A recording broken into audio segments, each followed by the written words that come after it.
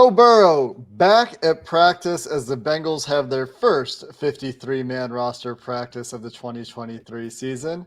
Plus, we've got practice squad updates. Let's get into it. You are Locked On Bengals, your daily Cincinnati Bengals podcast, part of the Locked On Podcast Network, your team every day.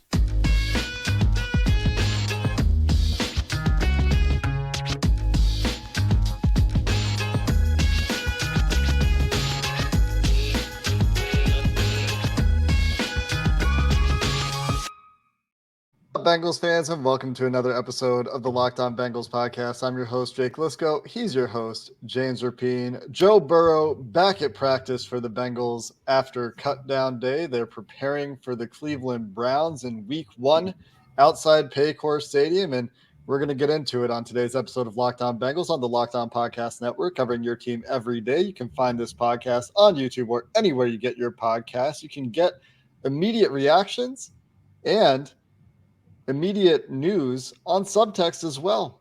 Go check out joinsubtext.com/lockedonbengals to try out our Subtext for free, where we will text your phones with reactions to the biggest Bengals news. And today's episode brought to you by FanDuel Sportsbook, official sportsbook of Locked On. Make every moment more. And right now, new customers can bet $5 and get $200 in bonus bets guaranteed at FanDuel.com/lockedon.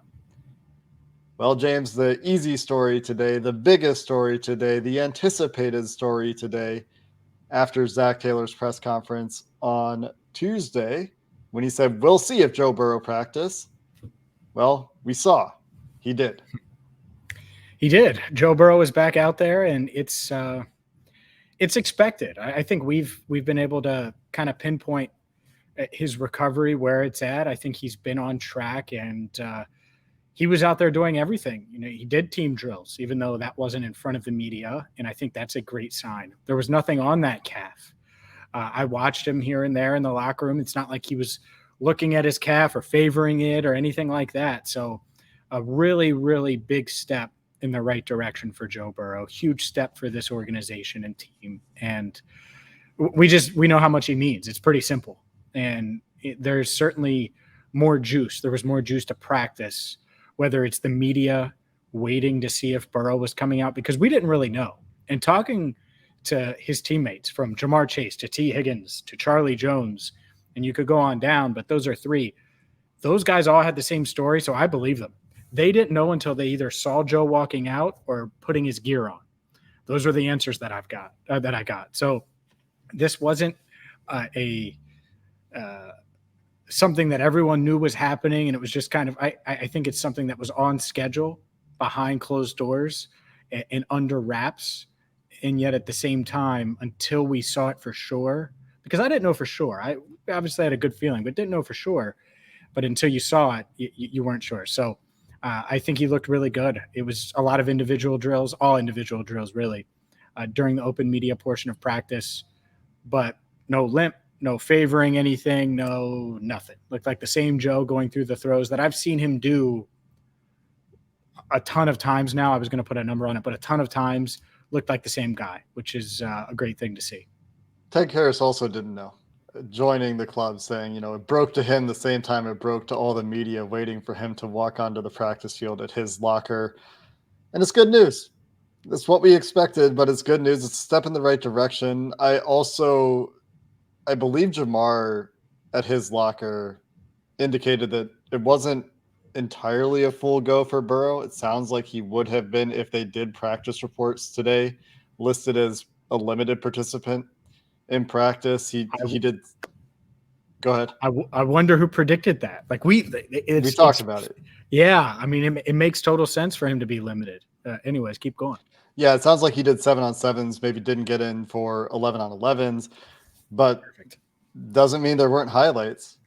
And these guys have been working with the backup quarterbacks, and to their credit, every time they've talked about the backup quarterbacks, they credit the work that they've done and talk about how much confidence they have in everyone in the building. Ted Karras talking about that, but they also acknowledge that Joe Burrow is the best player on their team. It's a little bit different when Joe Burrow is running the offense, when he's making the passes and throwing dots. and putting it on Charlie Jones in stride on a go ball for what was described by several players as the best throw Burrow had in practice. Yeah, it was one where Charlie Jones was on the outside, and he's been working in the slot primarily. Obviously, at Purdue, he worked on the outside a ton, and so I think he's comfortable out there. And it was press coverage, according to Jones, and he was able to beat Allen George over the top and make a play. And it's good to see. Jamar joked, he was like, now Chuck Sizzles, or no, T. Higgins called him Chuck Sizzle, but Charlie he said, now Charlie Jones looks like a star now that Joe's back, something to that effect. And yeah, that is the Joe Burrow effect and kind of what you expect. The other thing that I want to hit on real quick before I forget, and I wrote about this, the idea, and you've gotten questions, I know I have, and I think anybody that covers the team, about his contract starting to bubble up amongst the fan base concern. And I know zero. I'm not going to pretend like Mike Brown took me aside and updated me on negotiations, even though Mike, you can call me anytime you want and update me or chat with me at practice, or Katie or any of the family. But if Joe Burrow was legitimately concerned that a deal wasn't going to get done, I think he would have gotten treatment today and continued his throwing program. I truly believe that. Like, I don't think, like, if he was concerned that a deal would not get done, that's different than a deal just not being done. It's much, much different. I don't think he's concerned at all. And so if he's not concerned, why would anybody else be concerned? I think he's that's that simple. And I know he loves football, and I'm not saying he would hold out or anything like that. Like, it's two different things. I don't think he would have done what he did today if he thought there was a realistic scenario where he didn't have a deal in 11 days or within the next 11 days before the start of the regular season. It's still hard to fathom the Bengals messing this up. It just is. They haven't messed something of this proportion up ever, I want to say.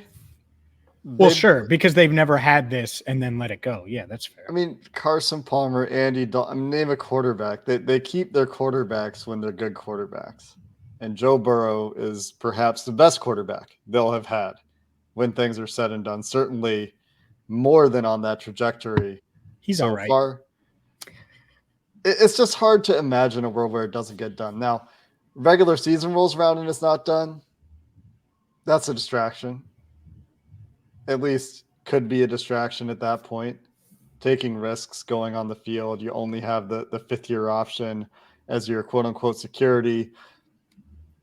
But again, hard to imagine it getting to that point. And I think that he's out there, like you said, is a good sign that things are not off the rails at the very least. They're certainly not, a disaster. Because then, yeah, why would you go out there and take any additional risk? Yeah, and I'm not saying he'd be like, oh, deal's not done, hands up. No, I don't think he would do that. I think he would just say, I feel great. I want to give it a few more days, because you could easily make the argument, because he's throwing. We knew he was throwing. That giving him today, which is Wednesday, Thursday, they have the weekend off, Friday, Saturday, Sunday. That, all right, take those extra 5 days and then come back Monday for game week. Like, he could easily have been like, I just want to get treatment, stick with what I've done. And no one would have blinked. I don't think there's a person in the building that would have blinked. They wouldn't have thought it was about the contract, but deep down, he could have done that if he wanted to. And I think it would have been easy to do if there was concern. I don't think there is. I think a deal gets done. Who knows? Maybe it's done. That you have a date on Thursday night. Maybe it gets done then. I hate to bring it up, but maybe that's when news happens, Jake. So schedule a date tomorrow night. I'll see what I can do. Joe Burrow back at practice, easing him back in. You talked about the fact that they have the weekend off. They're back for a regular season practice schedule next week. So if he does 7s again tomorrow, doesn't do 11s again tomorrow, which is where he was tempted to scramble and roll out and try to extend a play, and you're not doing those sorts of things, you're playing it safe. You're getting him some work with the offense, which is a positive for everyone involved, and you're still on track to get him that additional rest. Several, by the way, James, in this instance from Zach Taylor, amounted to 4.857 weeks. 4 6/7 weeks. There's a new quarterback in Cincinnati, and a bunch of guys back on the practice squad as none of the Bengals waivers were claimed. They also didn't make any waiver claims. We'll talk about some of those guys coming up next. Today's show is brought to you by FanDuel. Get ready for the NFL season with incredible offers from FanDuel, America's #1 sportsbook. FanDuel is a one-stop shop for all things sports wagering. And right now, new customers can bet $5 and get $200 in bonus bets.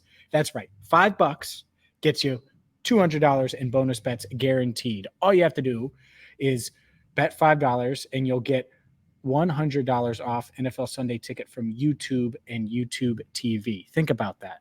$200 in bonus bets plus $100 off NFL Sunday Ticket, which you're probably in on anyway. Now is the best time to join FanDuel.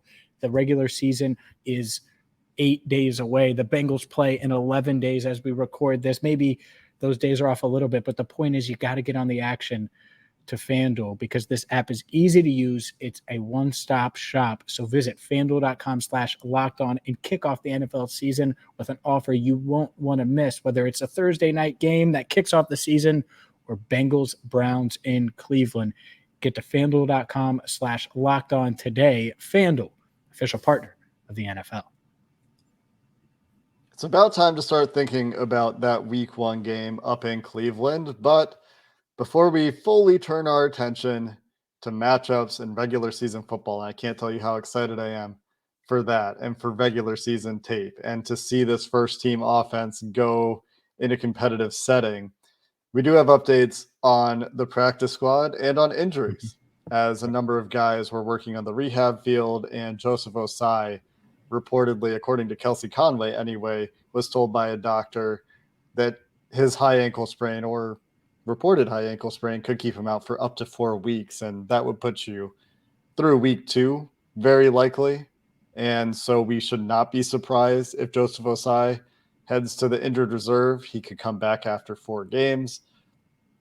That would give him a couple of extra weeks to recover. We talked about how important that ankle is for an edge rusher as compared to, say, a quarterback like Patrick Mahomes in terms of the load on the ankle and the various responsibilities of that joint in terms of football activities. Also on the rehab field on Wednesday, DJ Turner dealing with that hamstring, Deontay Smith with the shoulder injury that we still don't have any further details on, but a good sign that he's on the rehab field and was out there in some capacity at all.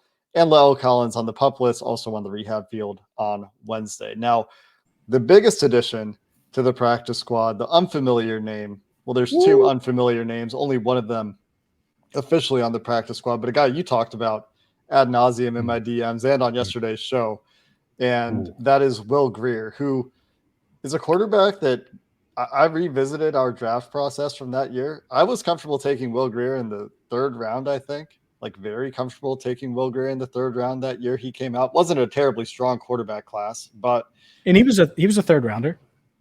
He was a 3rd rounder. Okay. So fits the bill. Note. I might have been comfortable taking him in the 2nd round then. I liked both. There you go. I went back and looked first at rounder. First rounder. Put your stamp on it. I went back and looked at the tweets, and I was bullish on him. Obviously, his NFL career hasn't gone great, but it is exciting to see that he now has an opportunity. I think a real threat to Jake Browning in that QB2 job. You go watch his admittedly very good preseason game, one of his best, like his best preseason game by a lot in preseason week 3 last weekend. And he looks like an NFL quarterback. He's willing to move. His athleticism showed up. He's running really well. He's throwing on the run. He's got real zip to that arm, NFL caliber arm. And if he can put it together, he's toolsier than Jake Browning. And if he can avoid the inconsistencies and the pitfalls that plague Trevor Siemian, then that's where the path to QB2 is very clear and possible for Will Grier. So this news, I knew late Tuesday night, and this is something I didn't DM Jake, so this is very real. I knew late Tuesday night it was a real possibility. Got confirmation Wednesday morning, literally right after Schefter broke it. And it's pretty, my instant reaction was, this is awesome. 1, he's a vested veteran. You don't have to use a waiver claim and do the roster gymnastics and shuffle. And I don't know exactly how they would do that. It would be tough to do with Browning anyways. So maybe it's someone else. You ease all of those things and you avoid having to do any of that stuff. And their quarterback room got better. Trevor Siemian didn't want to return to the practice squad. I think Will Grier is better.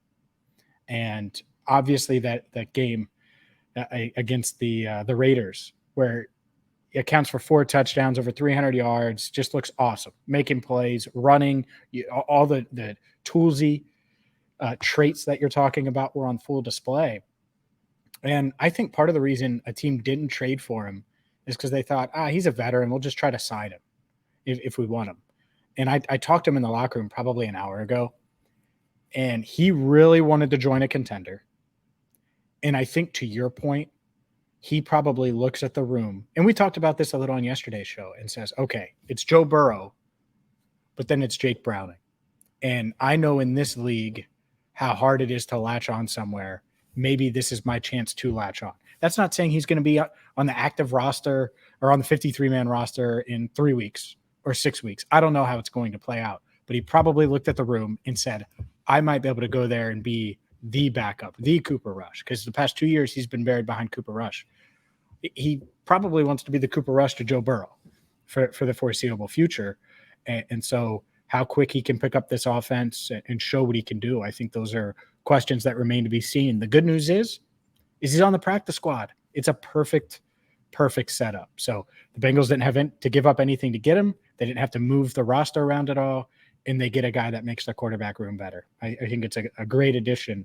And I know it's just practice squad, but we've talked about how uneasy these quarterbacks have made us felt. So adding to that room and replacing Siemian with Grier, I think that's a huge boost. Maybe he doesn't beat out Browning, but Maybe I think not. he has a chance. Sure. They will be competing, I think, throughout the season, and we'll see what happens there. From a tools perspective, though, I don't think it's close. That didn't matter for Trevor Siemian in that quarterback battle that we saw throughout the preseason. Jake Browning won the job anyway, and credit Jake Browning for doing that job and taking those steps to clean things up and be more decisive.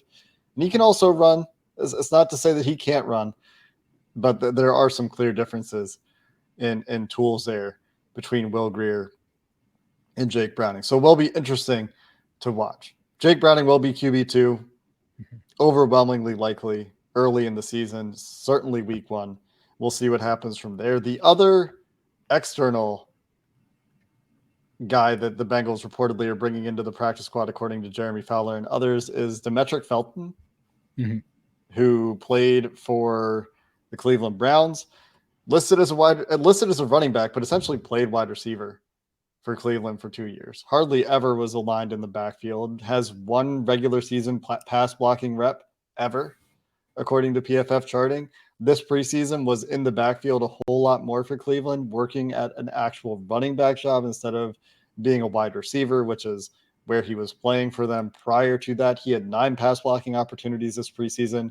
According to PFF, gave up 2 pressures there, but his ability as a receiver is pretty obvious based on how he's been used, similar to the way that Chris Evans was used in a sparing capacity last year, where he was not getting into the backfield. He was lining up out wide. So we'll see what happens there. He is RB5 on the depth chart right now, and the only running back on the practice squad for now. Just interesting because he is the other external guy. He is pending a physical, according to Jeremy Fowler, and we might see him in the near future. He was not at practice today, obviously. And that's a note with Will Grier that's related. Like you mentioned, they were able to get that physical done and get him into practice today, which is a help. He was, and that's probably how I got word last night that was accurate. And you never want to roll with stuff and get burned, so I didn't. But he was already en route, and you got to get your physical done and all of those things. And so with Felton, it's pretty simple. He cleared waivers and no one claimed him. And so when that happened, he had a bunch of practice squads to probably make a choice about. And he looked at the Bengals and he decided to join the Bengals. I'm sure he had multiple practice squad offers, including maybe the Browns. You never know. But the Bengals have, with Felton, will have 15 of their 16 spots filled. So they'll still have 1 open. who knows where that goes? I think they'll kind of leave themselves open for a day or two and go from there. But Felton is interesting. Didn't test well. I went back to that 21 draft and just looked at that. Didn't test well. So we'll see there. But interesting addition, especially because he is the lone running back, and I say that in quotes, on the practice squad. So speaking of running backs, Travion Williams practice. He returned to practice on Wednesday, and we can continue this conversation and discuss more because it's a good day at Paycor Stadium. We will do that coming up next. We'll talk about the rest of the practice squad to finish up the show. I have one last note on Demetric Felton. I wonder if it's Demetric Felton or something. Just knowing me and names, I'm probably getting it wrong. Always wrong.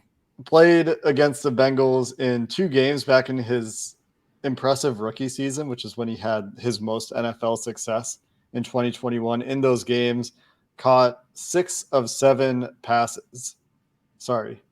Caught 3 of 3 passes for 40 yards and a touchdown. So the Bengals did get a look at him in a handful of plays in those games. Obviously, a familiar opponent in Cleveland. That's my last note on Felton. The rest of the practice squad, some of the guys we were concerned about, one of them is in the wind as of the time of recording. We still don't know where Raymond Johnson III is. I haven't seen his name emerge for any other teams. He's certainly not on the list of players signed to the Bengals practice squad, but the rest of the guys, many of the other guys we were talking about yesterday as practice squad candidates, are back with the team. Most notably, Stanley Morgan Jr., still with the team on the practice squad. And if there's an IR move necessary, wouldn't be surprised to see him on the 53. Would otherwise expect him to be a call-up potentially for special teams purposes early in the season. Tanner Hudson makes it to the practice squad, opts to return to the practice squad, a vested veteran. He could have signed anywhere he wanted, chooses to come back to the practice squad. No, the Bengals really liked him. That was a difficult cut for them.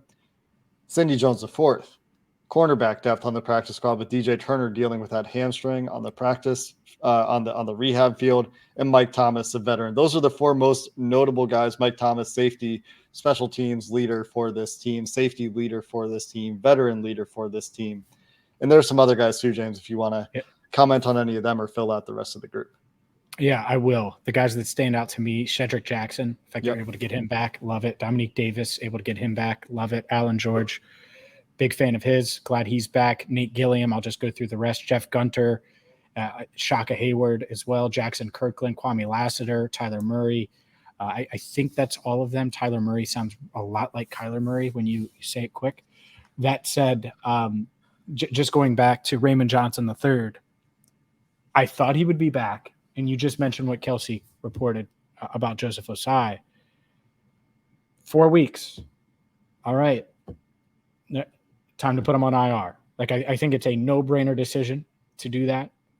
Maybe it's not 4 weeks, but if it's 3, I would IR him, give him 4 so he can let that heal. We're talking about a player that's dealt with injuries all 3 years now of his NFL career.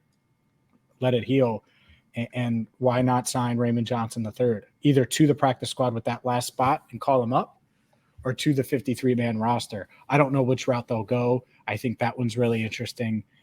And that's somehow I would find a way. He knows your system. We've seen him be productive, and I get it's preseason. I'm sure he's got a lot to work on. There's a reason he went unclaimed, all of those things. At the same time, you got to think that you need him around with Ossai nicked up. It just makes sense to me. And that is 15 out of 16 spots on the practice squad filled. So a couple things could be happening. They could have another physical pending that we don't know about yet. They could have an IR move coming. There could be 2 more players coming to that practice squad that we don't know about yet. Another batch of players are going to be waived or were waived by the time you listen to this on Wednesday, following the waiver claims that were processed earlier on Wednesday. So still a lot could happen for some of these fringe spots. You could see 1 spot on the 53, maybe 2 spots on the 53, but I'm inclined at this point to say up to 1 spot on the 53-man roster for the Bengals change with injuries that have a requirement for an IR stint. And obviously there's 1 spot left on the practice squad. I think overall, this practice squad listing doesn't surprise me. The biggest absence is certainly Raymond Johnson III. I thought Ben Brown had a chance. They opt for Jackson Kirkland there instead. I thought they would only go with one linebacker, and Shaka Hayward, the one that was more surprising to me on this practice squad, was probably the most well-renowned undrafted free agent for the Bengals, along with Jackson Kirkland in the 2023 class. So shouldn't be too surprising in retrospect that he's also on the practice squad. I think they've got most of the guys they wanted back and some guys that could contribute early in the season. Mike Thomas, Sidney Jones, Stanley Morgan could all be relied upon in regular season action in the early part of this season. Yep. And Tanner Hudson, to me, being able to keep him, one, it's a wise decision, much like Will Grier. I think Hudson, you look at that room and it's like, okay, well, if something does happen to Irv Smith, there's a very easy path to where he would get some of those snaps right away. It's a pass-happy offense. You're a pass catcher. You've bounced around the league. You're trying to latch on somewhere. I feel like there's going to be a point, and maybe it isn't Smith who gets hurt. It could be one of the other tight ends. But there's probably a point this year where if Tanner Hudson's on the practice squad, he ends up contributing on game day. And so being able to keep him, I think that was big. I probably would have kept him over Trey Hill. They end up being able to keep both guys, and good for them because Tanner Hudson is he is a talented pass catcher, no doubt. It's just another year where the increased familiarity that we have and that fans have with the players that are vying for practice squad spots on the team they follow the most closely. There's a lot of energy and hand wringing over, will they clear waivers? Will they not? This year they all do. Not always the case, often the case. And this year they all do. And outside of Raymond Johnson, who, as of the time of recording, still in the wind, we'll see what happens there. And that would be, I would say, an unfortunate departure if he doesn't land on the practice squad. Still have Jeff Gunter there on the edge, and maybe Gunter's ahead of Raymond Johnson the third anyway. Wouldn't be surprising to see Raymond Johnson land somewhere. They got the guys they wanted, I think, for the most part on the practice squad. They got important depth pieces there. I think they've got to be pretty happy with the way the last 24 hours went for them. Trent Taylor, after he was cut, does not return to the practice squad. Another guy we talked about as a potential practice squad returnee. He goes to the Bears 53. So your backup punt returners right now, probably Kwame Lassiter, maybe Demetric Felton. He has a lot of return experience in Cleveland, but he appeared to lose that job after muffing a kick in week 1 last year. Trenton Irwin as well. Yeah. So forgot about game that. Game day would be Irwin, and then Lassiter on punts. Kicks, it's your two running backs, I think. You got Chris Evans, Travion Williams, and then obviously you could put Charlie Jones back there too if needed. That's it. Moral of the story, after all that, Burrow's back. Did what we thought he would do.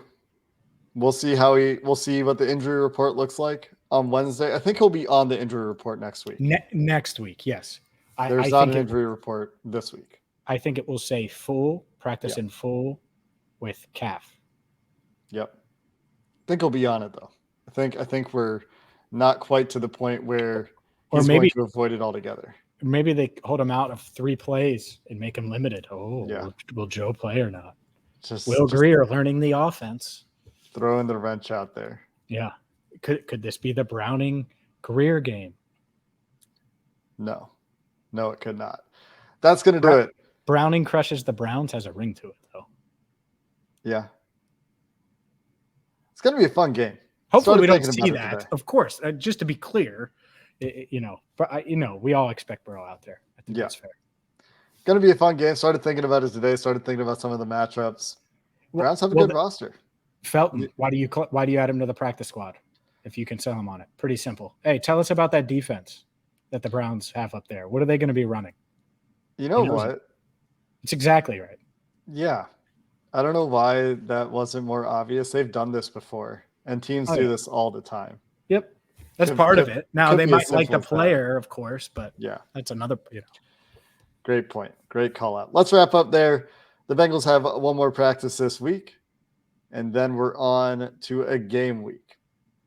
Thanks for listening to this episode of the Locked On Bengals podcast. We'll be back to wrap up that practice tomorrow. And until then, Hoo Day.